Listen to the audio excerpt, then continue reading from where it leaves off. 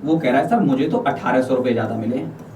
तो भैया 4% की वैल्यू कितनी हो जाएगी, आधा कर दो सर 900। लेकिन मुझे तो सर मूलधन चाहिए ना, तो 100% निकालने के लिए सर आप इसमें 25 का गुणा कर दो, यानी आपका मूलधन आ गया। यानी कहने का मतलब ये है कि आपका प्रिंसिपल जो होगा तो 25 में 225 और 2 जीरो, यानी 22,500 आपका क्या था, मूलधन। लेकिन मूलधन मुझे पूछा नहीं है, क्या पूछा है, आपसे पूछा गया है दोस्त कि यदि उस राशि को, समान राशि को, यानी किसको, 22,500 रुपए को 8% की दर से 17/3 साल के लिए उधार दूं तो ब्याज के रूप में मुझे कितने रुपए मिलेंगे। आप देखिएगा, मैं भाई साहब 22,500 रुपए को उधार दे रहा हूं, किस रेट पे सर, 8% पे, गुणा 8/100, कितने साल के लिए सर, 17/3 साल के लिए। यही तो बोला है। देखो भाई 2 जीरो से 2 जीरो खत्म, 3 से काट दिया, ये 75 बार, और 75 गुणा 8 करूंगा तो ये हो जाएगा 600, और 600 गुणा 7 करूंगा तो 17 गुणा 6 102, और 2 जीरो पीछे हैं उन्हें चिपका दो भैया। आंसर क्या होगा, 10,200। अच्छा सवाल था, आया हुआ है, जाके चेक करेंगे तो आपको पता चल जाएगा कि किस एग्जाम में आया हुआ है। एसएससी के सारे क्वेश्चन है ये, प्रीवियस ईयर आप देखेंगे, टीसीएस के हैं, जब से टीसीएस ने एग्जाम लेना स्टार्ट किया तब से हैं, तो उसी की वजह से ये थोड़ा सा हमें कैलकुलेटिव आगे करना पड़ता है। पहले तो बहुत छोटे छोटे सवाल आया करते थे। 7वां क्वेश्चन क्या कहता है भैया, कि जब किसी वस्तु को 720 रुपए में बेचा जाता है तो x प्रतिशत का लाभ होता है। यदि उसी वस्तु को 750 रुपए में बेचा जाए तो x प्लस 5% का लाभ होता है। यानी कितना एक्स्ट्रा मिल जाता है आपको, 5%।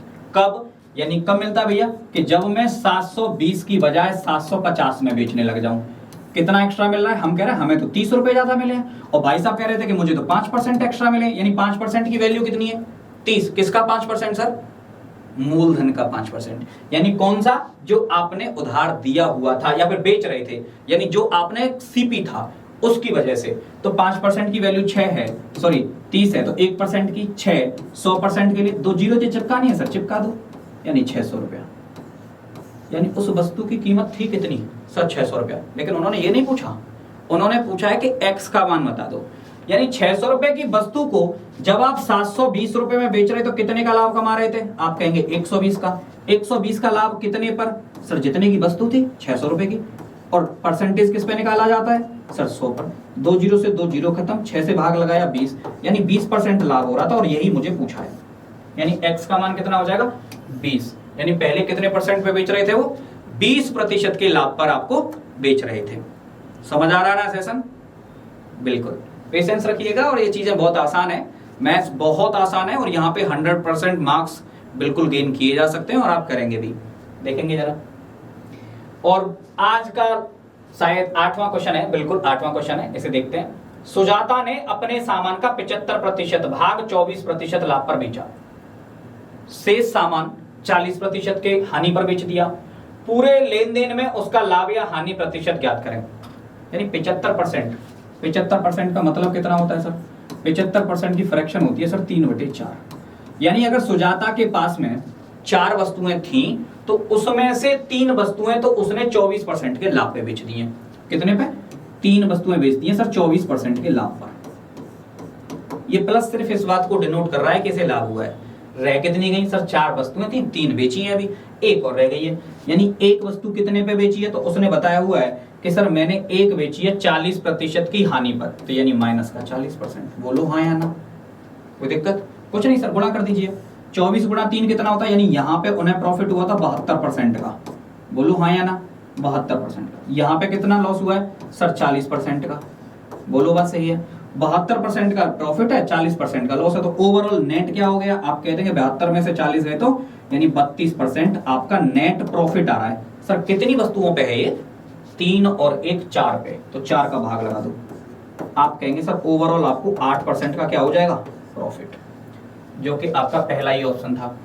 ऐसा नहीं है, इसके और भी अप्रोच हैं, बहुत जेन्युइन अप्रोच है ये वाला, इसे बहुत आसानी से कर सकते हैं आप, इसलिए मैंने आपको ये डिस्कशन किया है।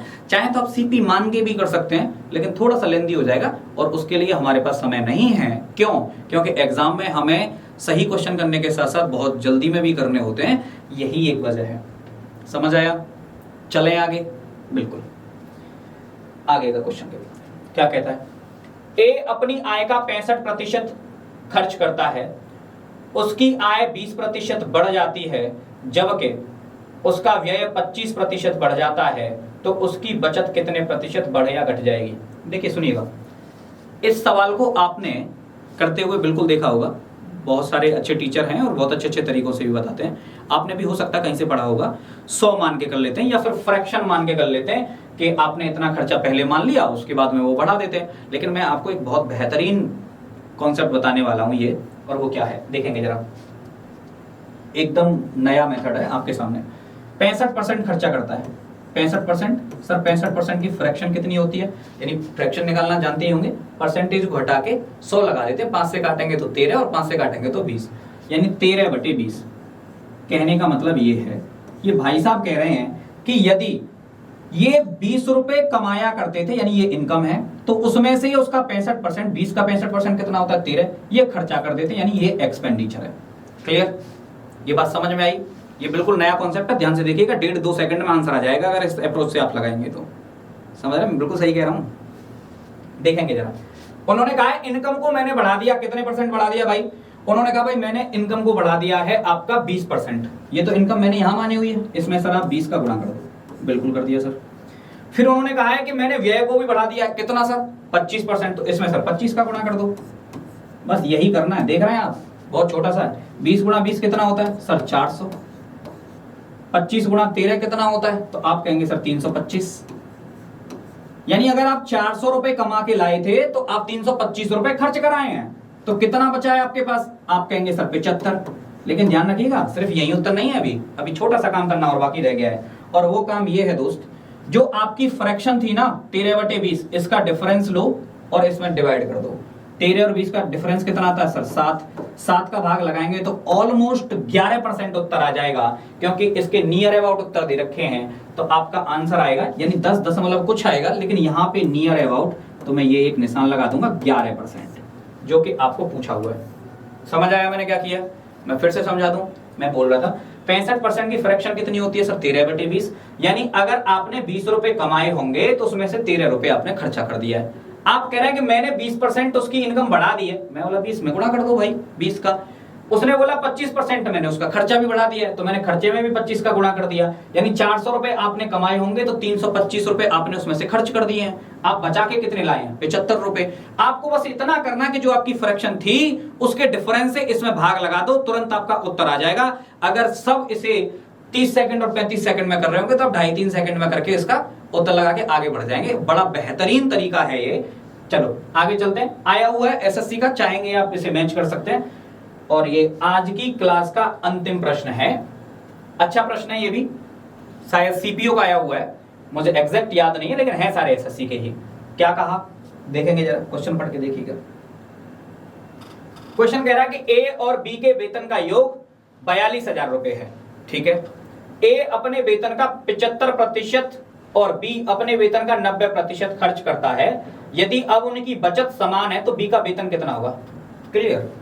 यानी ए कितना खर्च करता है? 75%। तो कितना बचा लेता है? आप कहेंगे जब 75% उसने खर्च कर दिया तो कितना बचा लेगा सर? 25%। यानी ए अपनी आय का 25% हिस्सा बचा लेता है। क्लियर?